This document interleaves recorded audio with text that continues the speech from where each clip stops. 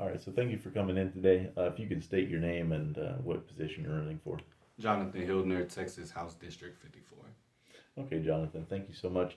And we brought you in today just to kind of get to know you a little bit better and to see how things are going in your campaign so far. I know it's a little early on in the process. You do have primaries coming up in March, but you are the sole candidate for the Democrats right now in the race, and so you appear to be the nominee for the position.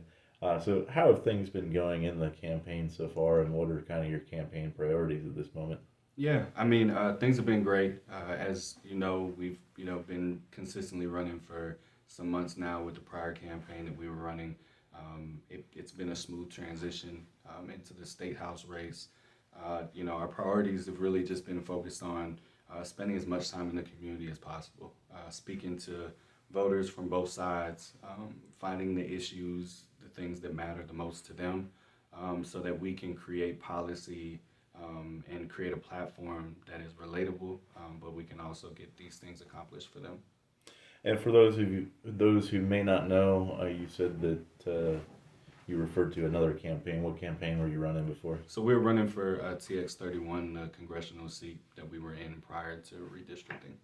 Okay, and so the effort to get out of the community has pretty much been the same, right? It's been a seamless transition from the U.S. House to the State House. Is that correct? Yeah, you're speaking to voters a little bit differently for each race, just in terms of one is a federal race and one is a state race. You deal with different issues in those different offices, and but everything, at the end of the day, you want to bring it to kitchen table conversations. What can you talk about that can help the person inside that house or that lives on that block or in that neighborhood? Okay, and when you've been out in the community, you say you're trying to find out what's important to them. What are some of the things that your potential constituents are saying? Because the district is a little bit different, or will be different than what it currently is. So, what are some of the things that you're hearing from the potential constituents? Yeah, a lot of the conversation is infrastructure, economy, and criminal justice reform, i.e., marijuana, decriminalization, and legalization. In terms of infrastructure, a lot of folks here in Colleen want to see the completion of a revitalization of our downtown area, increasing economic opportunities here in the city, not losing sight of the image of Colleen. In terms of economy, bringing jobs here to this community, again, focusing on like our north side that has the lowest median income in our entire city, making sure that we're bringing jobs here that are paying a $15 minimum wage, a livable wage in these days, supporting and advocating for our veterans with marijuana decriminalization and legalization. I think veterans, probably 8 out of 10 veterans that I've spoke to have experimented or used cannabis, and they would rather use that other than opioids or other remedies that are prescribed through the VA, and so advocating for them at the state level and hopefully trickling into community-wide, citywide. And would you be able to go into a little bit more detail on that? I know it's something that may not be as widely talked about, but there is going to be a community event next week, or at least planned to be, talks about trying to get marijuana decriminalized. The state house did have a bill last session, HB 441, which addressed decriminalization. Dr. Buckley actually did vote yes for that. That bill did not make it through the Senate, however. But talk to me more about your stance on decriminalization, and then if you could further also your stance on legalization, both medical and recreational use. Right. So on decriminalization, I think it's the first step. I think it's a layup. So what's happening next week is there are organizations that are advocating for the decriminalization of marijuana, and so they'll do a ballot initiative. So on the same ballot, in November 8th, 2022. Ideally, you also have decriminalization on the ballot. Excuse me. In terms of marijuana legalization, I think, again, decriminalization is a start, giving people an opportunity to create a life. Those who have in the past been criminally charged of, having small amounts of marijuana, having a joint, whatever it may be, and pretty much losing opportunities at the federal level, many state jobs. If you have marijuana on your record, you're not getting a job. And I know many of my friends, my age group, I've seen a lot of them go through it. And it's just something that we don't need to go through anymore as we take our steps forward. I think that is the foundation and the platform in which we then lead into the legalization of marijuana. I think we can easily show through our veterans that it's something that's tried and true and it works.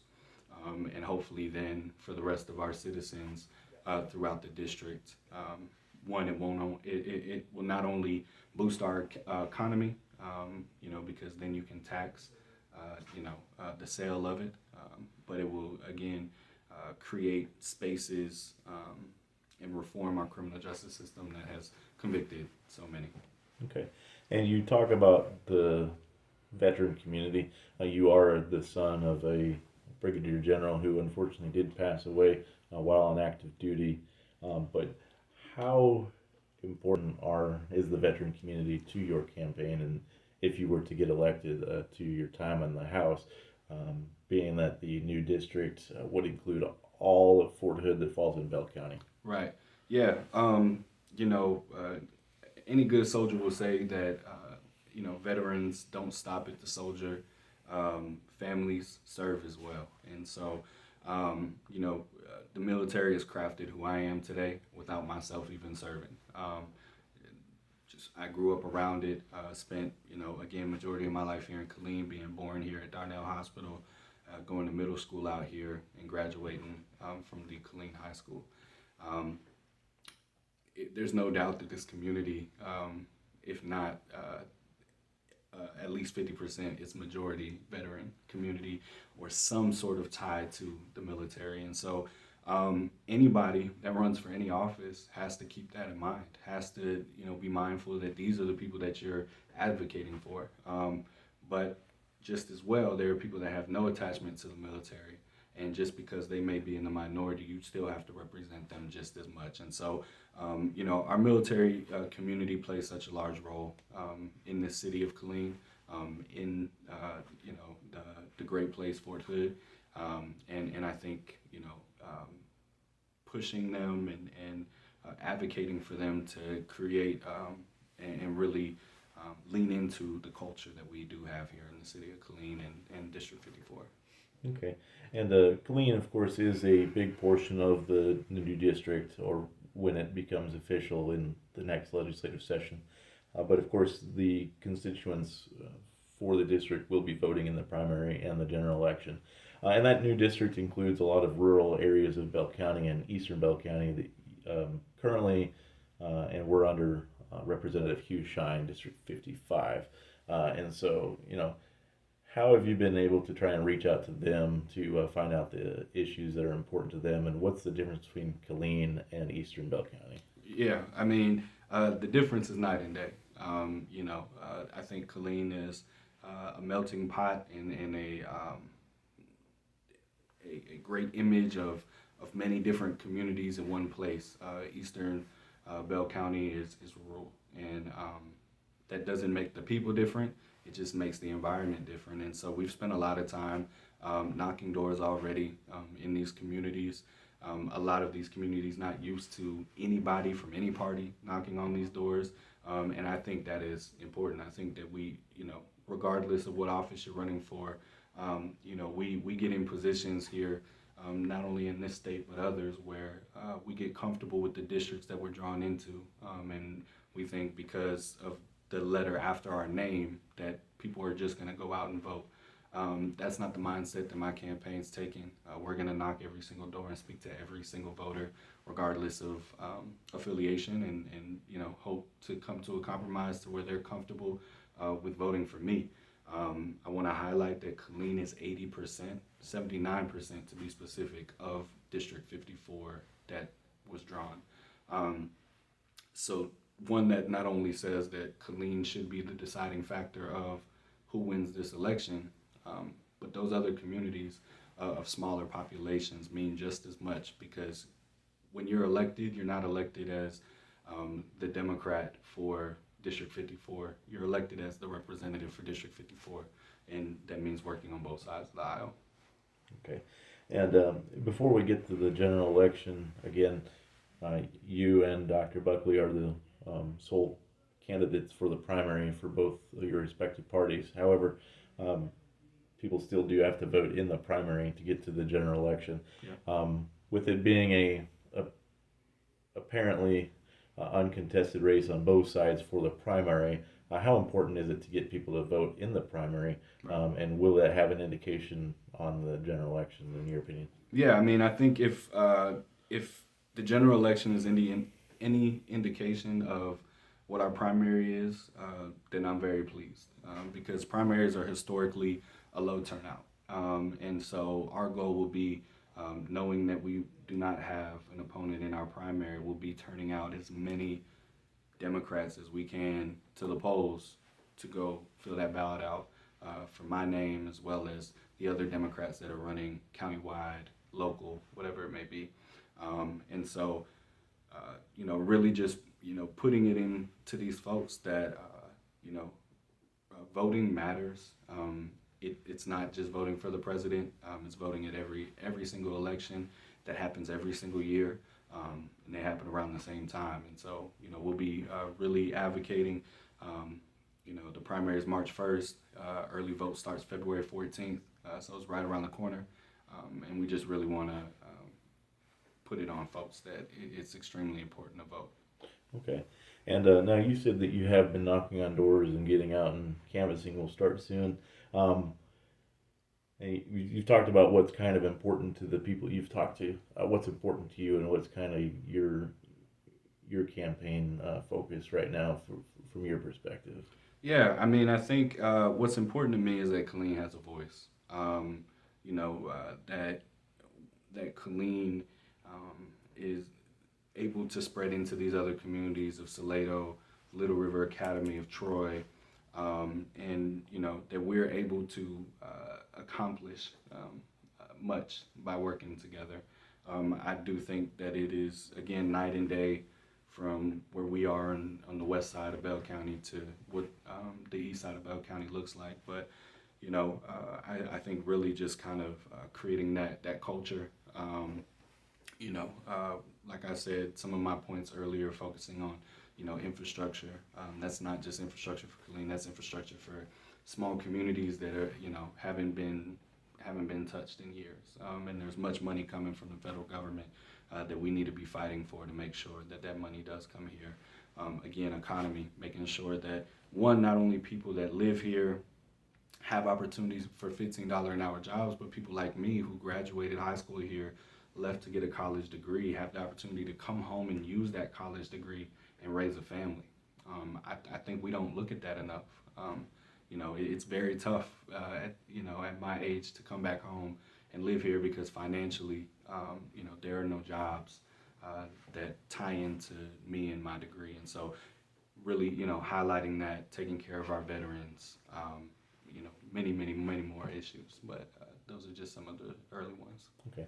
And of course, as the election season gets going deeper and deeper, of course, we'll talk more and more in specifics as we find out more about your specifics in the priorities that you have. Now, another thing that I was kind of curious about, you have mentioned that, again, it appears that you and Dr. Buckley will be facing off in the election in November. Now, Dr. Buckley is somebody that you have some mutual respect for, that you've said. What is it like, and how is that going to help, or how is that going to shape the campaign, running against somebody that you're fairly familiar with and have a mutual respect for? Yeah, I think at the end of the day, regardless of who I would run against, I would be who I am.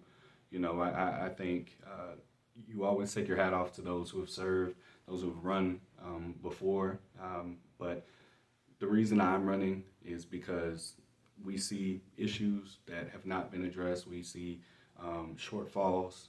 We see votes that we believe that a majority of people don't agree on. And so that is why I'm running for Texas State House 54. But there is mutual respect there. And, if anything, at the very minimum, we're able to show decency in our politics. We're able to be ethical to each other. I think that's extremely important. I think in the atmosphere in which our politics are now, there's an opportunity here to show that, it doesn't always have to be like that, and I'll do my part to make sure. Okay.